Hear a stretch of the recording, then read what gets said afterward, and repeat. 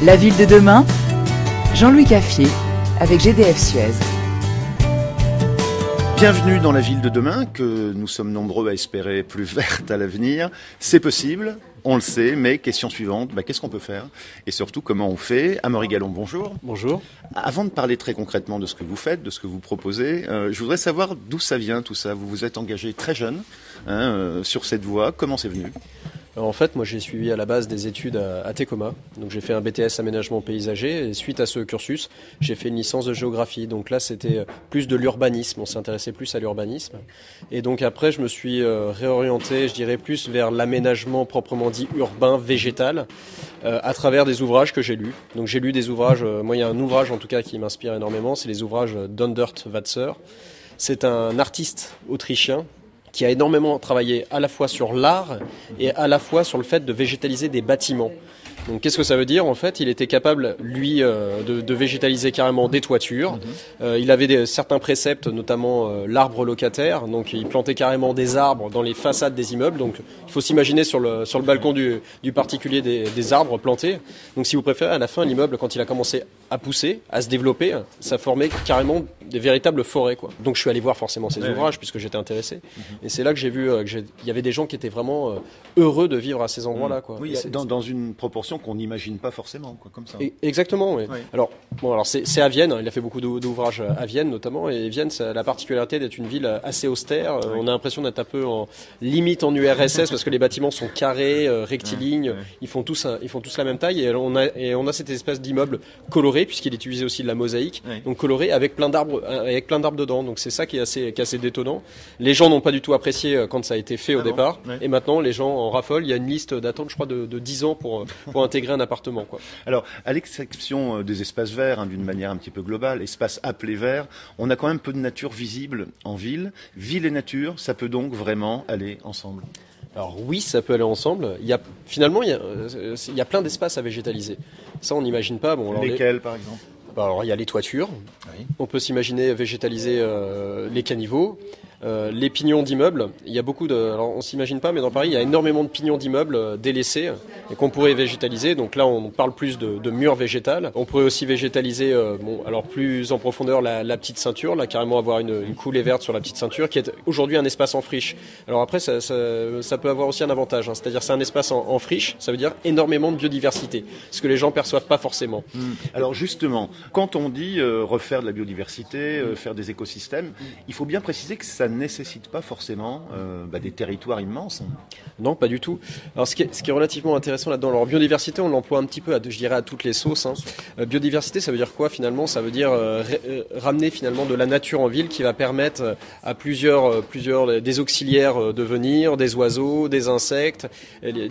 C'est vraiment un véritable écosystème. Alors il ne faut pas des espaces immenses, ça peut être même un balcon peut être un véritable écosystème de biodiversité. Oui, si vous mettez des plantes mellifères, déjà, vous allez automatiquement avoir des abeilles, vous allez avoir des insectes pollinisateurs. Donc des oiseaux qui vont venir aussi. Exactement. Donc en fait, c'est le choix des plantes. Si vous mettez des longues jardinières avec des tuyas dedans, forcément, vous allez avoir aucune biodiversité. Si vous mettez avec des sauges, des plantes mellifères, des goras, des choses comme ça, vous allez avoir plein de papillons, d'insectes qui vont venir, et puis forcément toute la nature va se développer autour, quoi. Donc après, c'est un choix à faire finalement.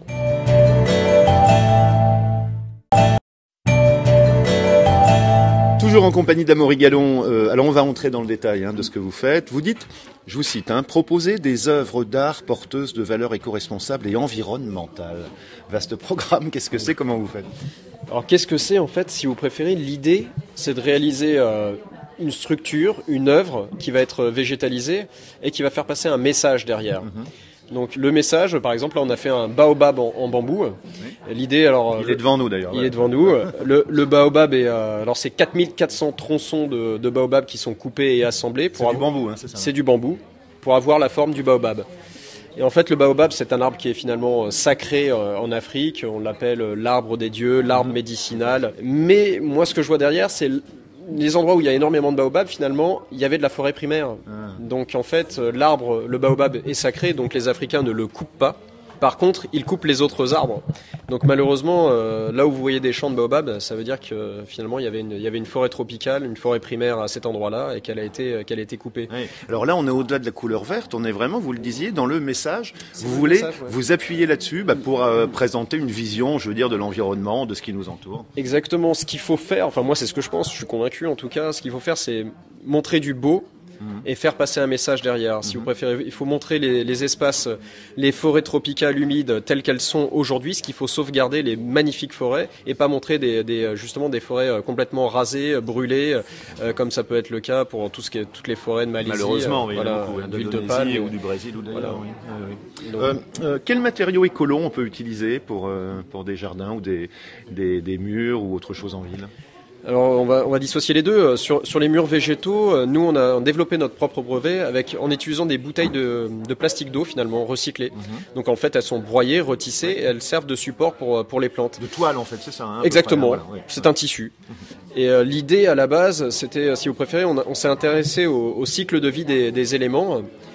Des produits et on s'est aperçu qu'on avait un impact écologique beaucoup plus important si on recyclait une matière qui était finalement délaissée que d'utiliser une matière dite naturelle, c'est-à-dire que d'utiliser par exemple de la sphène du Chili, qui vient d'ailleurs du Chili. Qui vient de loin, oui. Voilà, exactement. Et puis surtout, elle est prélevée dans un milieu naturel. Donc beaucoup de récupération, c'est ça. Exactement. C'est un principe de base. Hein, voilà. Le principe de base, c'est la récupération, pardon. Et donc dans les jardins, ça se traduit. Par exemple, on va utiliser des recyclats de pétales d'ardoise. On va éviter tout ce qui est. On va utiliser des traverses de chemin de fer produites en France. On va éviter de mettre du gazon. Ça, je veux pas mettre de gazon parce que effectivement, faut d'abord lui apporter énormément d'engrais et puis il faut le tondre assez souvent. Donc finalement, c'est un peu l'autoroute du jardin. Donc voilà, on va essayer d'éviter et puis de faire un espace qui est plus un écosystème finalement avec des plantes mellifères et beaucoup d'intrants, qui est un peu plus sauvage aussi. Alors, l'exemple des murs végétaux, on a évidemment en tête ce qui peut se passer à l'extérieur, mais on peut aussi en faire à l'intérieur. Et là, vous montrez des panneaux, des murs qui sont entièrement végétalisés. Comment on peut faire et qu'est-ce que vous proposez plus précisément ? Alors nous, ce qu'on propose concrètement, c'est de faire. Alors on fait beaucoup de murs végétaux, paradoxalement, en intérieur, parce que les gens ont besoin justement quand ils rentrent chez eux d'être au calme, de se reposer, d'avoir de la sérénité. Donc le mur végétal permet ça finalement. Et on fait différentes sortes de murs végétaux, des murs végétaux très design pour le coup, ou des murs végétaux qui ont une fonctionnalité. Alors là, ici, on présente justement un mur végétal qui se transforme en zone de repos, c'est-à-dire qu'il est composé de plusieurs étagères en bois, en peuplier, sur lesquelles on peut mettre des objets, et ces étagères se déplient totalement pour se transformer en zone de repos, et la dernière étagère se transforme en banc. Donc finalement, on peut s'y asseoir, on peut s'asseoir près du mur végétal, boire un petit verre si on veut, et c'est assez sympathique. Donc on amène de la fonctionnalité si vous préférez. Oui. Mais il n'y a pas trop de travail pour entretenir tout ça ? Alors il y a du travail pour entretenir. Ce qui est assez intéressant paradoxalement, c'est que les gens s'y intéressent fortement, et au final, souvent ils l'entretiennent mieux que nous. Ouais. Donc c'est-à-dire qu'ils l'entretiennent un petit peu comme un aquarium, c'est-à-dire qu'ils passent, ça fait partie, je vais pas dire d'un membre de la famille, mais presque, puisque c'est quelque chose de vivant, et donc ils l'entretiennent fortement. Donc ils vont faire attention à ce qui est bien de l'eau, à ce qui est bien de l'engrais, à le traiter s'il faut le traiter, parce qu'il y a un parasite qui s'est mis à l'intérieur. Donc ils prennent soin de lui finalement. Ouais.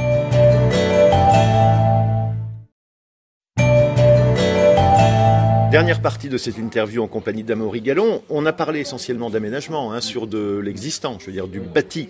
Mais pour la ville de demain, comment faire pour intégrer beaucoup mieux cette dimension nature au nouveau projet ? Alors là, je pense que vous avez employé un mot très très important, c'est intégration. Il va falloir que les architectes finalement conçoivent et intègrent le végétal au bâti. Et pas que ce soit quelque chose de rajouté, oui, comme une sorte de pansement si vous préférez, pas que ce soit rajouté sur le bâtiment. Et ça ne se fait pas encore, ça ? Ça se fait sur quelques projets, mais franchement, honnêtement, c'est 10 projets dans le monde. Et donc l'idée, ça serait plutôt de prévoir carrément des emplacements sur lesquels on va mettre du végétal. Donc d'avoir une architecture végétale et pas de réfléchir juste, effectivement, à travailler, à plaquer du végétal finalement sur quelque chose qui est déjà existant. Quoi. Alors pour les villes, pour les constructeurs, pour les promoteurs, il faut aussi un intérêt, je dirais, qui va au-delà de l'esthétique. Quels sont les intérêts que vous voulez mettre en avant pour avoir plus de verre en ville et convaincre en fait les acteurs? Je pense qu'il y a une question qui est très très importante là-dessus, c'est la question du social finalement, parce que convaincre les gens c'est un fait, mais il faut qu'ils soient convaincus sur la question sociale, c'est-à-dire que le végétal rajoute en ville forcément comment je pourrais l'expliquer, mais en fait les gens sont beaucoup plus heureux de vivre en ville à partir du moment où la ville est est végétalisée, tout du moins en partie végétalisée, et donc ça c'est difficilement quantifiable, c'est-à-dire il y a l'aspect économique là-dessus qu'on peut pas mesurer finalement, parce que les gens quand même tombent moins malades, sont moins en dépression, sont aussi d'une certaine manière un peu plus rentables dans leur travail puisqu'ils sont apaisés. Ça, c'est difficilement quantifiable. Après, il y a pour les constructeurs, je dirais que la question va plus se poser en termes d'isolation, quoi.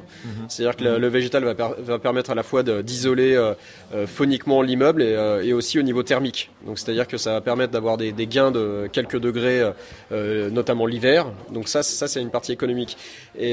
Et je pousserai un peu plus loin, c'est-à-dire que s'il y a des lois qui sont votées pour le fait de végétaliser le bâtiment, là ils vont gagner quelques mètres carrés, je dirais, de bâti, quoi. Une loi, ça peut vouloir dire, on met 5% de murs végétalisés sur tel ou tel projet, par exemple. Ça peut être ça, ou ça peut être, au fait, ça peut rentrer dans le COS, hein, et donc on peut dire, par exemple, si on fait 100 mètres carrés de murs végétales, et ben là, vous pourrez avoir une emprise au sol un peu plus importante, et donc d'avoir des gains en mètres carrés de bâti. Alors, le vert en ville, beaucoup de gens en parlent, mais est-ce que ça se fait vraiment? Est-ce que vous sentez qu'on commence à amorcer, je dirais, la prise d'un virage, ou est-ce qu'on est encore très en retard, comme on le disait tout à l'heure? Moi, ce que je pense honnêtement, c'est que c'est très relayé par les médias, parce qu'il se passe beaucoup de choses ailleurs, notamment je pense aux États-Unis. Après, il y a une grosse prise de conscience au niveau des particuliers. Maintenant, je pense qu'au niveau des pouvoirs publics et au niveau des constructeurs, il y a peu de choses qui sont faites, quoi. Donc notamment sur Paris, hein, pour pas citer la ville, là honnêtement il n'y a pas énormément de choses qui sont faites. Voilà, il y a un plan de biodiversité qui a été voté. Nous, en tant qu'entreprise, on voit pas grand chose se faire quand même. Au niveau des appels d'offres, ils se réduisent comme peau de chagrin à cause de la crise économique. Donc j'ai pas vraiment une forte impression qu'il y ait une dynamique pour vraiment végétaliser la ville, quoi. Il y a du travail à faire, voilà, ça c'est pour l'avenir. Merci Amaury Gallon. Merci beaucoup. Et à bientôt pour un autre numéro de La Ville de demain sur Néoplanète Radio. La Ville de demain vous a été présentée par GDF Suez.